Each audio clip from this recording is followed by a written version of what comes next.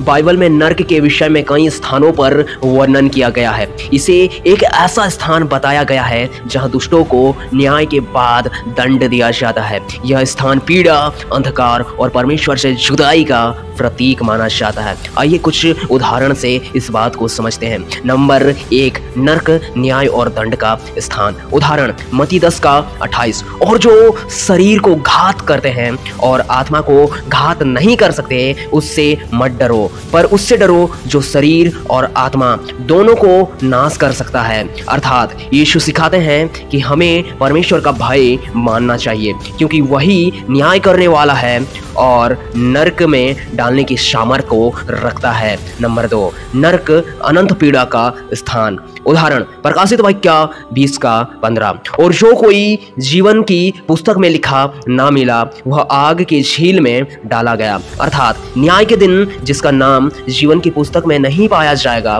वे आग की झील अर्थात नर्क में डाल दिए जाएंगे। नंबर 3, धनी और लाजर की कहानी। लूका 16:19-31। उदाहरण धनी आदमी की मृत्यु के बाद वह पीड़ा में अर्थात नर्क में जाता है और पानी की एक बूंद की भी चाह रखता है। लूका 16:24।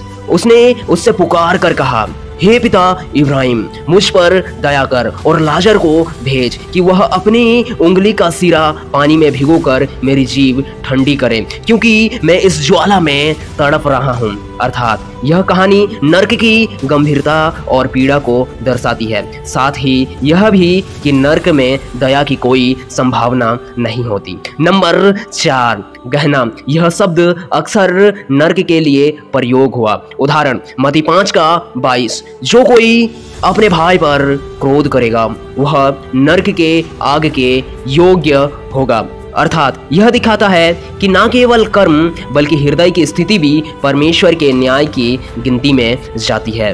बाइबल में नर्क के विषय में कई बार बात की गई है। यह स्थान उन लोगों के लिए बताया गया है जो परमेश्वर की आज्ञाओं की अवहेलना करते हैं और पश्चाताप नहीं करते हैं। बाइबल में नर्क को पीड़ा, अंधकार और अनंत जुदाई का स्थान बताया गया है। नंबर 1, नर्क, आग की जगह। उदाहरण मरकुस 9:43, यदि तेरा हाथ तुझे ठोकर खिलाए तो उसे काट डाल, तेरे लिए ठुंड होकर जीवन में प्रवेश करना भला है बजाय इसके कि 2 हाथ रहते हुए नर्क में उस अग्नि में डाले जाओ जो बुझाई नहीं जाती। अर्थात यीशु यह चेतावनी दे रहे हैं कि पाप से बचने के लिए कोई भी बलिदान आवश्यक हो तो वह देना चाहिए, क्योंकि नर्क एक ऐसा स्थान है जहां की आग बुझाई नहीं जा सकती। नंबर 2, नर्क, अनंत दंड का स्थान। उदाहरण मत्ती 25:46, और वे अनंत दंड पाएंगे परंतु धर्मी अनंत जीवन में प्रवेश करेंगे। अर्थात यह पुष्टि किया गया है कि न्याय के दिन पापियों को अनंत अर्थात हमेशा का दंड मिलेगा। यही नर्क है। बाइबल में नर्क का वर्णन एक गंभीर और चेतावनीपूर्ण में दिया गया है। यह वह स्थान है जहां पापियों और परमेश्वर को अस्वीकार करने वालों को न्याय के बाद दंड दिया जाता है। बाइबल में नर्क को अलग अलग शब्द और रूपों में बताया गया है। नंबर 1, नर्क एक वास्तविक स्थान है। बाइबल नर्क को एक वास्तविक स्थान के रूप में चित्रित करती है, न कि केवल एक रूपक या कल्पना के रूप में। मत्ती 10:28, जो देह और आत्मा दोनों को नर्क में नाश कर सकता है उससे डरो। नंबर 2, नर्क एक दंड का स्थान है। यह उन लोगों के लिए है जो परमेश्वर को अस्वीकार करते हैं और पाप में जीते हैं।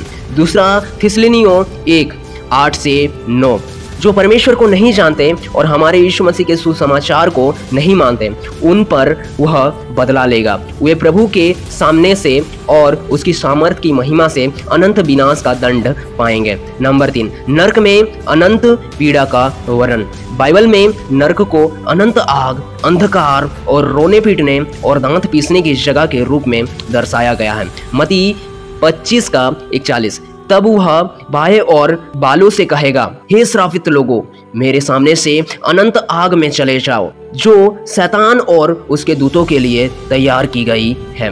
नंबर 4. परमेश्वर की इच्छा नहीं कि कोई नरक में जाए। बाइबल यह भी बताती है कि परमेश्वर प्रेम करता है और चाहता है कि सब लोग पश्चाताप करें और उद्धार पाए। दूसरा पतरस 3:9। वह नहीं चाहता कि कोई नाश हो, पर यह भी कि सबको मन फिराव का अवसर मिले। नंबर 5. उद्धार का मार्ग। यीशु मसीह के बलिदान के द्वारा नरक से बचने का मार्ग प्रदान किया गया है। यूहन्ना 3:16। क्योंकि परमेश्वर ने जगत से ऐसा प्रेम रखा कि उसने अपना एकलौता पुत्र को दे दिया, ताकि जो कोई उस पर विश्वास करे वे नाश ना हो परंतु अनंत जीवन को पाए। निष्कर्ष, बाइबल के अनुसार नरक एक सच्चा और स्थायी स्थान है जहां आग, अंधकार और पीड़ा है, जो पाप और अविश्वास का परिणाम है और पश्चाताप से बचा जा सकता है। बाइबल में नरक को एक ऐसा स्थान बताया गया है जो स्थायी और गंभीर दंड का स्थान है, परमेश्वर से पूरी जुदाई का प्रतीक है, और यह चेतावनी है कि हम अपने जीवन और विश्वास को ठीक से जांचें। आशा करता हूँ दोस्त कि मैंने इस वीडियो में जो कुछ भी आपको बताया आपने समझा होगा। मिलते हैं किसी अगले वीडियो में अगले वचन के साथ। तब तक के लिए मेरे दोस्त कवि के लिए जय मसीह।